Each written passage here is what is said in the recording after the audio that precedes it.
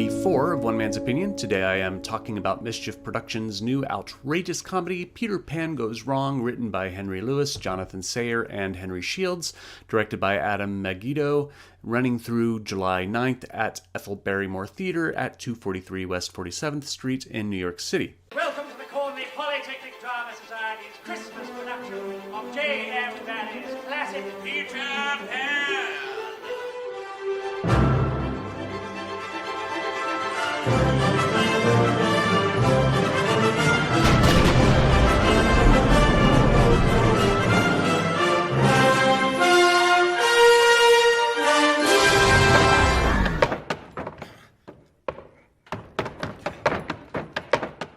Peter Pan Goes Wrong is the hysterical follow-up to Mischief Productions' first show to hit Broadway, The Play That Goes Wrong, which opened 6 years ago, running for 737 performances on Broadway, which is nearly 2 years, which is really good for a play nowadays, before it transferred to off-Broadway.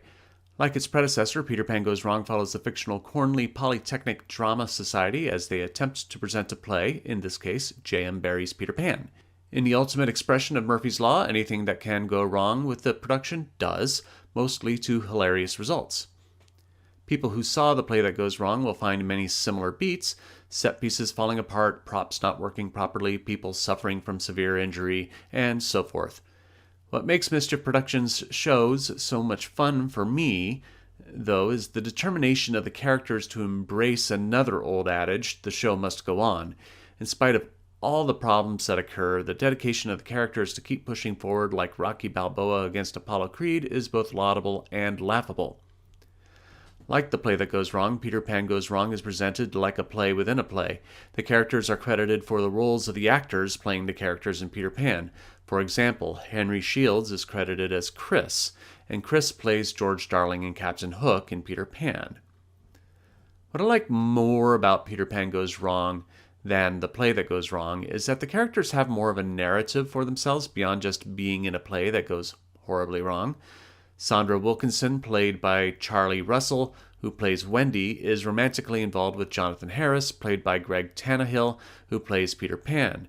But Max Bennett, played by newcomer Matthew Cavendish, who plays Wendy's brother Michael and the Crocodile, also loves Sandra. The love triangle is revealed when audio cues go wrong, and instead of what's supposed to be heard, we hear Assistant Director Robert Grove, played by Henry Lewis, who plays Nana the dog and Starkey the pirate, being interrupted by various characters while working on his audition reels. This happily raises the stakes for the characters in a more noises-off way, beyond just trying to get through the show. The script invites a lot of confidence for the cast as they have to deal with an unpredictable Broadway audience, especially when the audience is encouraged to boo Captain Hook when on stage, and the nights that I was in attendance, we did so with gusto. Thankfully, Henry Shields takes it all in stride and improvises as necessary to both appease the audience and keep the story going.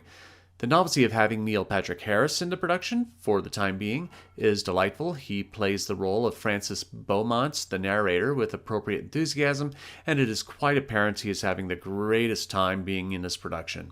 The set design is a masterpiece of chaos as beds collapse, trees collapse, lights fall, people fall, ships fall apart, and the turntable runs amok.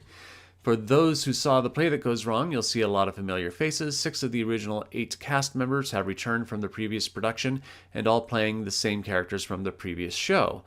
This does bring a comforting bit of familiarity and also a bit of reassurance, as so much of the stunt choreography for the show is dangerous, and it's a comfort to know they all know what they're doing. It's a major concern of mine as to the safety standards for regional and community productions of Mischief Productions material. This also bears that there should be plenty of credit given to the stage crew backstage, and I'm thrilled that during the curtain call they were brought out for their bows as well, because they so much deserve it. Now, I've talked quite a bit about how much I've enjoyed the comedy of Peter Pan Goes Wrong, but I also admit that I personally enjoy this kind of slapstick chaotic humor. And it would behoove me to note that this isn't going to be everybody's cup of tea. My wife, for example, didn't like the original play. These shows have a propensity for breaking traditional rules of comedy, like the rule of 3, the rule where a joke overstays its welcome after the 3rd time it happens. For example, Neil Patrick Harris has at least half a dozen mishaps with the chair he sits in, coming on and off stage. The rule of 3 dictates that the joke should have worn out after the third incident. They also go against the rule of giving space between bits of humor. Once things start rolling, though, there is no room to relax and catch your breath. Their style of zany comedy can also run thin for people who don't have a tolerance for it. Now, I'm low-key grateful that Peter Pan Goes Wrong is on a limited run. These shows are a bit one trick. Once you've seen one, you know what the next show is going to be like, and you don't want the audience to grow tired of the shtick too quickly to prohibit future productions. The real question for Mischief Productions, though, is how do they keep the product fresh so that people will keep coming to see it and the audience doesn't grow tired of the same or similar gags from one show to the next. I think with Peter Pan Goes Wrong, we will see, based upon ticket sales, how much more of a life these kinds of shows will continue to have on Broadway over the upcoming years. And if we may see their Christmas Carol Goes Wrong, which is something that they've done for BBC, maybe that will come to Broadway soon. But who knows? We'll see. But I am only one man's opinion, so be sure to leave yours in the comments below. If you'd like to see Peter Pan Goes Wrong, I will leave a link in the description where you can get tickets. Help me to afford to continue visiting New York City and reviewing all these shows by becoming a patron over my Patreon page. Maybe one day I'll make enough money doing this that I can actually afford to do only this and get these reviews out in less than 24 hours instead of having to work a day job on top of all this, which cuts into my time. A link to the Patreon page will be in the description. You can also support my channel by liking, sharing, and subscribing, and click the notification bell to be alerted to future reviews. My next review will be Hartford Stage's production of William Shakespeare's The Winter Tale. Thank you for watching, and I will see you at the theater.